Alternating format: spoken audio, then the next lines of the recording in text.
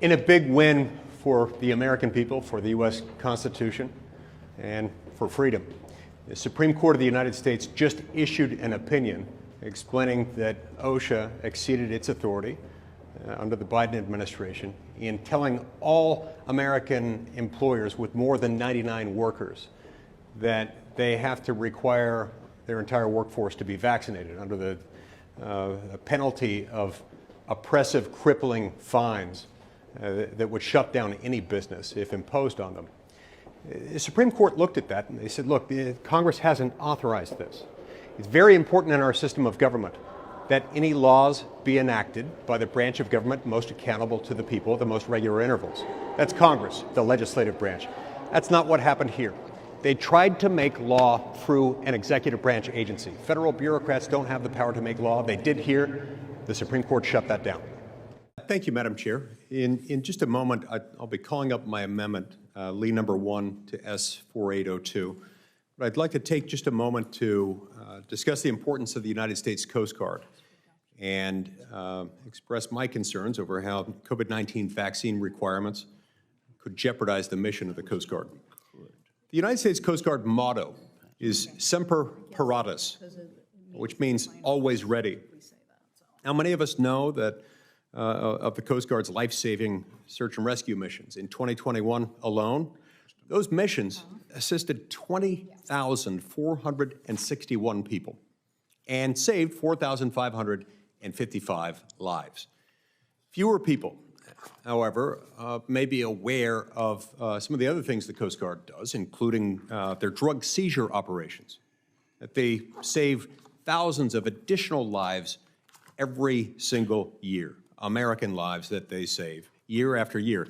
For example, in 2022, thus far alone, the Coast Guard has seized over 318,000 pounds of illicit drugs. The Joint Economic Committee estimates that 10,329 Americans would have died due to overdose were those drugs consumed. Thus, the Coast Guard prevented over 10,000 Americans from drug overdoses and over 4,500 lives through search and rescue operations, not to mention the 20,000 assists. Well, it's worth emphasizing how impressive these results are, given both the limited budget and the limited personnel within the Coast Guard. Indeed, the recruitment of our armed forces as a whole poses a severe risk to our national security and domestic safety when recruitment dips. This is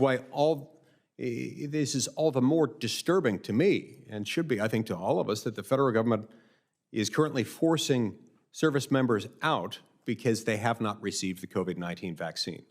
It's simply not okay. A recent report showed that 7 cadets were expelled from the Coast Guard Academy for declining to receive the COVID-19 vaccine. These are patriots. They're patriots who signed up to serve their country. And how do we return the favor? Well, in that case, sadly, it was by showing them the door. But it shouldn't be that way. Estimates suggest that roughly 5% of active duty Coast Guard personnel are unvaccinated for COVID-19. 5% of our active duty members in the Coast Guard amount to approximately 2,225 members. We're currently at risk of losing a number of personnel to a dangerous degree, a degree that we should not be willing to accept. Now listen, I'll be the first to admit there are some things on which we disagree. We won't settle all of our differences today. We might disagree on immigration or on how to secure our border. We might disagree on the necessity of certain spending measures. We may disagree on the efficacy of broad vaccine mandates. But I believe that if we're being honest with ourselves, we simply cannot allow the discharge of thousands of our Coast Guard men and women who have not committed a single crime, who have not done anything wrong. To the contrary, they're responsible for saving thousands of American lives every year. We need them now more than ever, considering the significant increase in overdose deaths throughout our nation over the past 5 years. These Americans deserve better from us. We can't allow that to happen. So my amendment today is straightforward. It, 1, prohibits the implementation of a COVID-19 vaccine mandate in the United States Coast Guard, including active duty, reserves, cadets, and civilian workers. 2, it reinstates any members who have been discharged.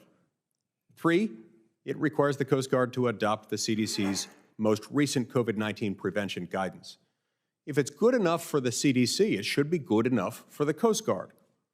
Our safety at home and abroad depends on our ability to be, as the Coast Guard motto suggests, always ready. Under the current status quo, we risk jeopardizing our nation's preparedness and the safety and lives of individual Americans, thousands and thousands of them. For that reason, I urge my colleagues to support the adoption of my amendment, and I'll be asking for a roll call vote. Thank you. Mr. President, vaccine mandates are morally wrong, and they're wildly unpopular. Millions of Americans are still required by this federal mandate to be vaccinated or lose their jobs. The people's elected lawmakers here in Congress haven't instituted these mandates. No, there's no federal law putting them in place. President Biden and his bureaucrats are just treading deeply into the personal medical choices of Americans without an act of Congress authorizing them to do so. Now, Congress has the chance to make these millions of voices across America be heard. That is, after all, our job.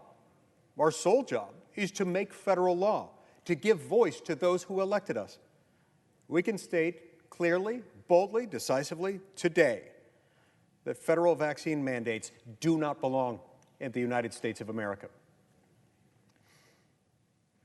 We can stand for millions of vulnerable Americans who just want to go to work so that they have the chance simply to put food on the table for their families. That's not too much to ask. The pandemic is waning. And it's waning just as our economic problems are just beginning. If we want to control the high price of everything, a lack of availability that comes with the related supply chain crisis, and keep the American economy moving, we must stand against these illegal, immoral, unconstitutional mandates. Look, the American people are sick and tired of the federal government micromanaging every minute detail of their lives. They're exhausted from the mandates and from the bureaucrats who they didn't vote for and never could vote for and never would vote for.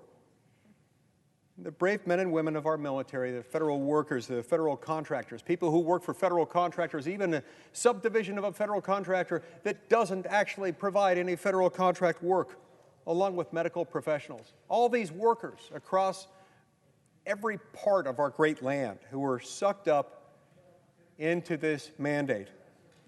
They all deserve better than pink slips and boots out the door simply for making their own medical choices.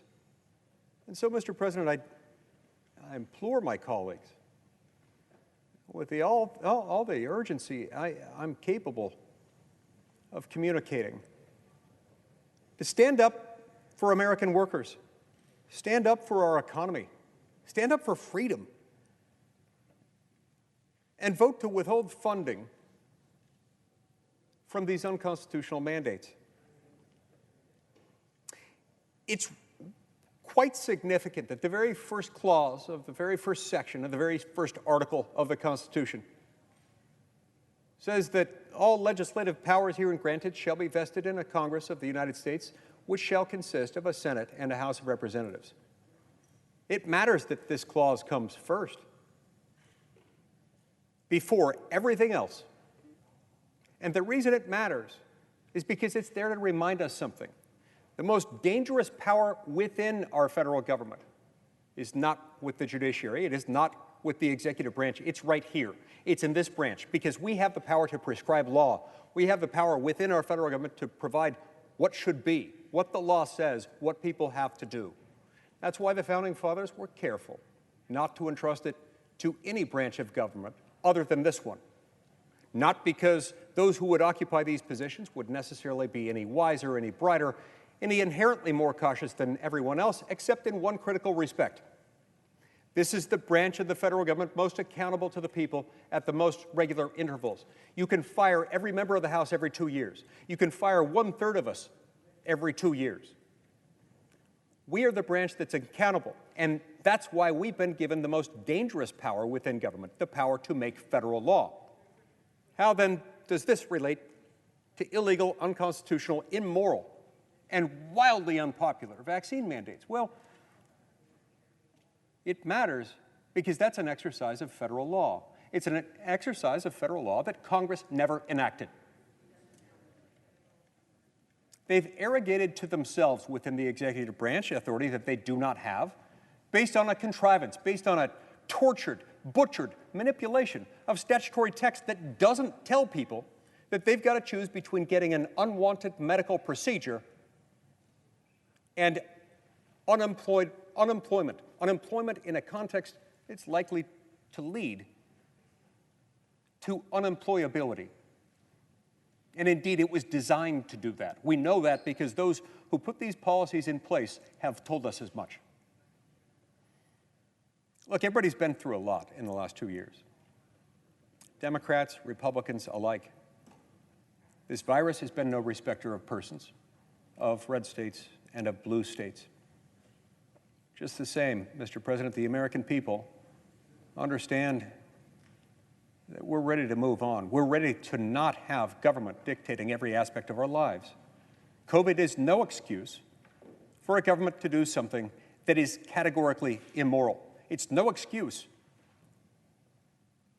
to do something that we all know is wrong. We would never justify anyone in rendering a threat against their friend, their neighbor, their employee, that if you don't bow, if you don't defer to presidential medical orthodoxy, I'm going to make you lose your job and make it impossible for you to put bread on the table for your children.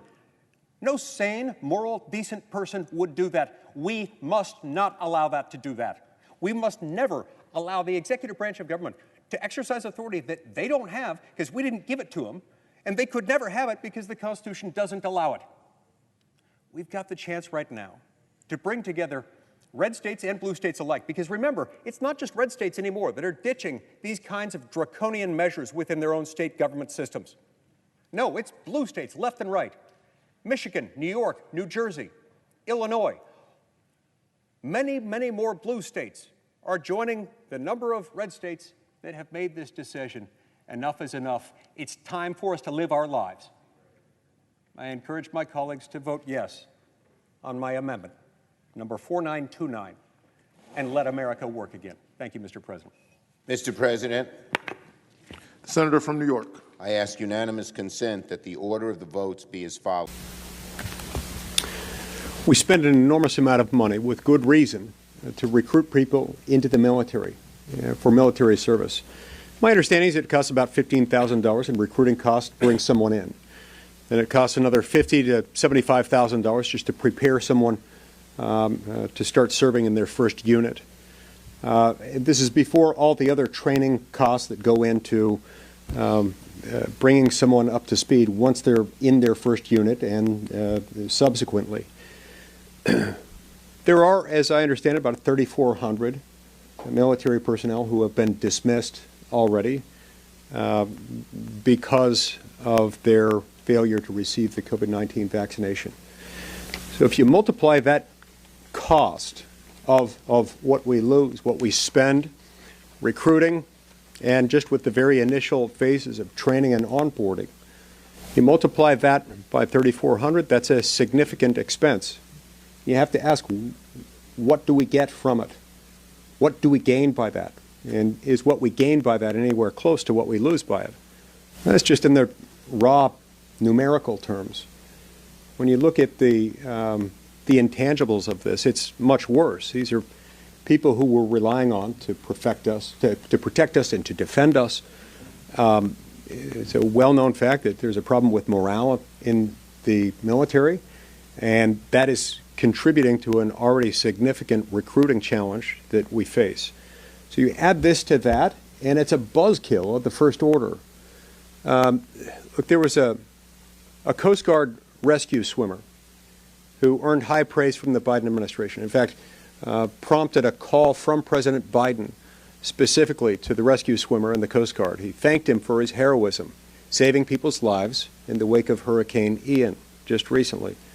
That same person, that same rescue swimmer, has been requesting a religious exemption to the COVID-19 vaccination, and it was denied, and he's now facing termination. It's one of countless examples. You look at the economic costs, the human costs, and the resulting consequence to American national security and to the safety of our people. A Marine named Matthew Schaefer was married, had young children. He had a religious objection to receiving the COVID-19 vaccine. He filed his application for approval of his religious objection to the vaccine mandate within the Department of Defense. Remember, when they first rolled out the vaccine mandate, they said we will accommodate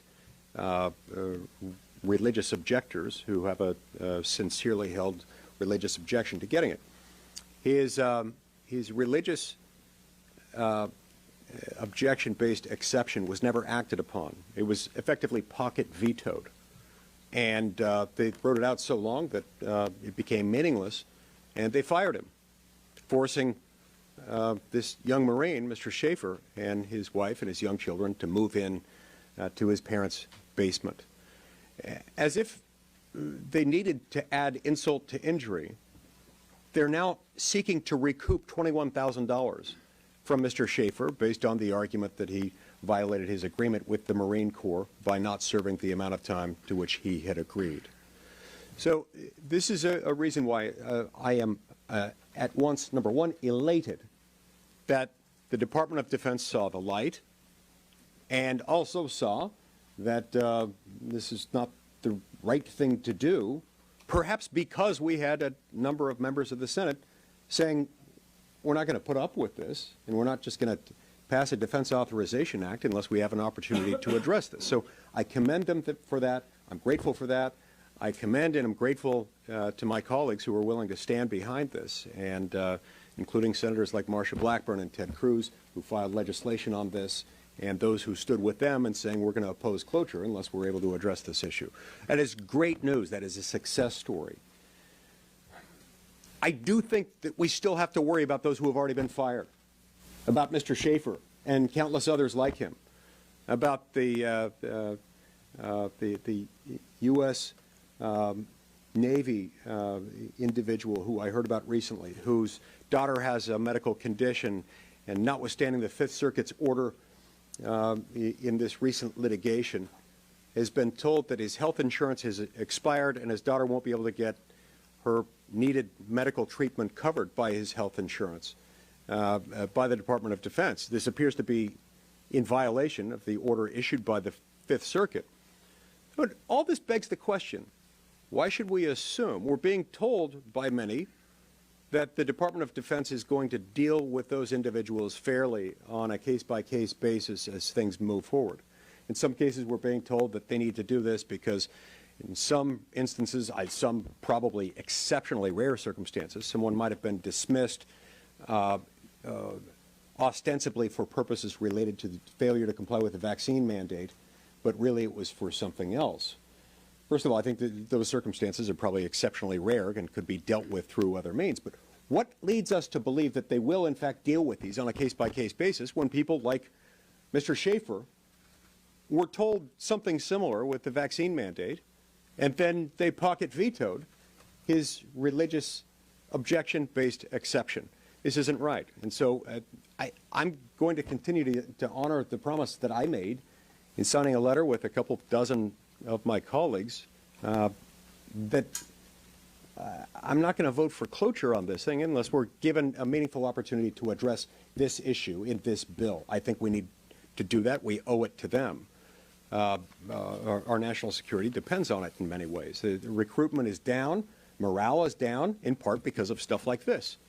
And we need to deal with this issue now rather than on the basis of some prospective promise that they'll treat fairly those whom they have treated most unfairly with this policy. With regard to the spending bill, It's important to remember that since 1994, we've seen the House of Representatives shift, control of the House of Representatives shift from one party to another 4 times since 1994.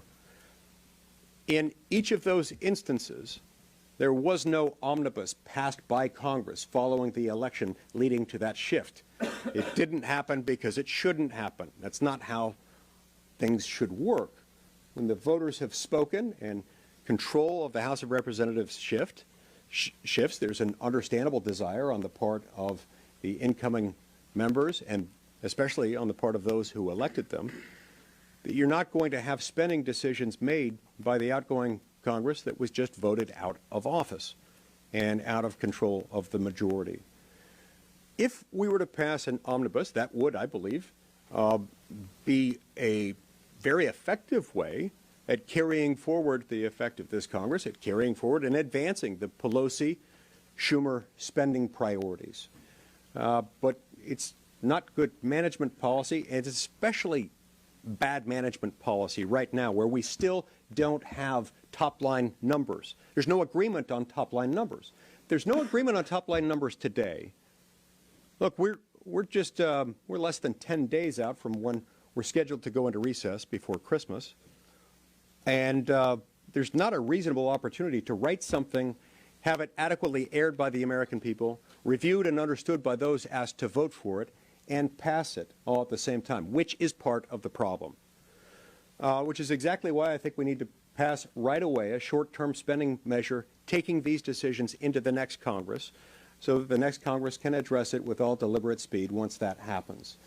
This is necessary not only because it's respectful to those voters who spoke loudly and clearly and elected a Republican House, but also because this practice of dropping a 3,000-page spending bill, and Rand Paul is not exaggerating here at all, at the last minute, and then using basically extortion to tell members of the House and Senate that they've got to vote something that they've never read, that their constituents have never had the opportunity to react to, and that they will have no opportunity to amend. This is wrong, and it's got to stop. This is a very good time in which to stop it.